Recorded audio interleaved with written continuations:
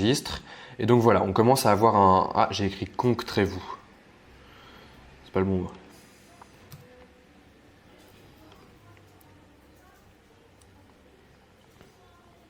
Et si on vient modifier ici la bannière et qu'on change l'image, ce qui est bien, c'est qu'on peut aller chercher directement des images dans Unsplash directement à l'intérieur de Squarespace. Enfin, vraiment, c'est extrêmement puissant. Bon, on va prendre une photo au hasard. C'est juste pour vous montrer les besoins de cette vidéo. Je vais bosser après dessus un peu plus sérieusement parce que ça va plus vite que de l'expliquer en vidéo, mais vous allez voir le résultat plus tard.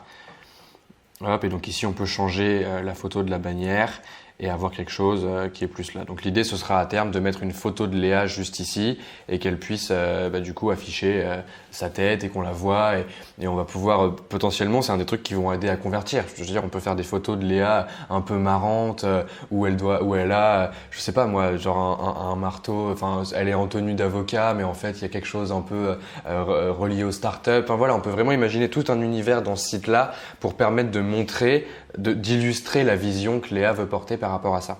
L'idée, c'est pas de vous faire un cours complet sur la façon de créer une landing page sur Squarespace.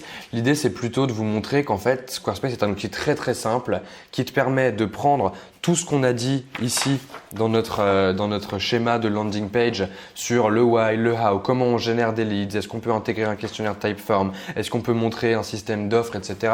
Squarespace est un outil qui embarque déjà tout ça parce qu'en fait, c'est des besoins qui sont génériques. Tous les gens qui ont des boîtes aujourd'hui vont avoir besoin de générer des leads, vont avoir besoin de montrer à leurs clients ce qu'ils font, vont avoir besoin de vendre et tout le jeu et l'intensité que tu dois mettre, c'est de poser la question de comment je peux utiliser un outil comme Squarespace. Il y en a plein d'autres, il y a Wix, il y a Strikingly, tu peux coder ton site toi-même, tu peux le faire coder par un freelance, enfin vraiment il y a énormément de choses que tu peux faire. En tout cas, l'objectif final, c'est avoir une landing page sur laquelle toi tu vas pouvoir capter des leads, montrer aux gens quelles sont tes offres et indiquer que ton offre, c'est pas juste c'est moi je suis avocat, ou là en l'occurrence c'est moi je suis avocate, ou c'est moi je suis coiffeur, ou c'est moi, peu importe ta profession, peu importe ton métier, c'est pas juste de dire voilà ce que je fais, c'est de dire voilà pourquoi je le fais et pourquoi ça va vous aider de booker à travers moi et donc de vous permettre de générer des leads que vous allez pouvoir contacter par la suite pour voir s'ils peuvent devenir des potentiels clients.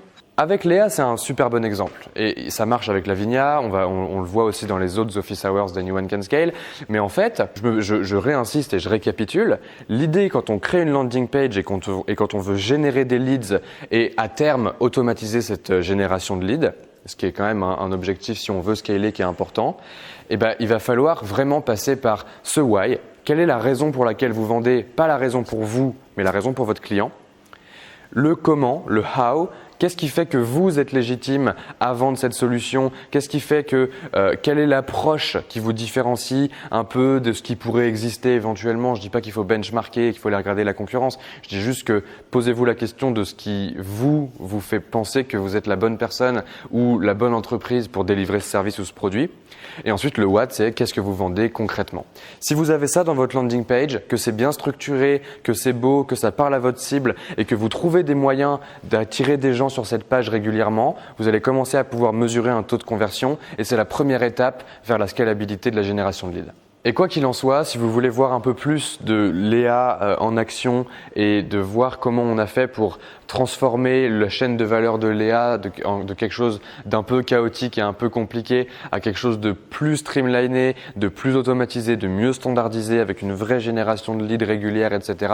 Vous pouvez regarder l'Office Hour de Léa qui est dispo sur la série Anyone Can Scale sur coupdeta.co. Et voilà. Vous allez me dire, mais la question, c'est la question du temps et des priorités. Il y a un truc que j'aime beaucoup répéter aux entrepreneurs, c'est que le temps dans la vie d'une entreprise, c'est dynamique et c'est pas statique. C'est-à-dire que il faut savoir donner du temps de façon différente à des choses différentes en fonction des stades de votre entreprise. Comme dans ce chapitre 1, on est concentré sur le scale individuel, donc vous êtes freelance, autonome, ingénieur, avocat, codeur, whatever. Ce qui compte, c'est de voir quel est le bon équilibre entre le temps que vous allez consacrer à traiter vos clients et le temps que vous allez consacrer à chasser vos clients. Vous n'avez pas d'autre façon de faire que de dédier un temps à l'un et un temps à l'autre de façon rituelle tous les jours. Si vous le faites au fur et à mesure des entrées et des sorties,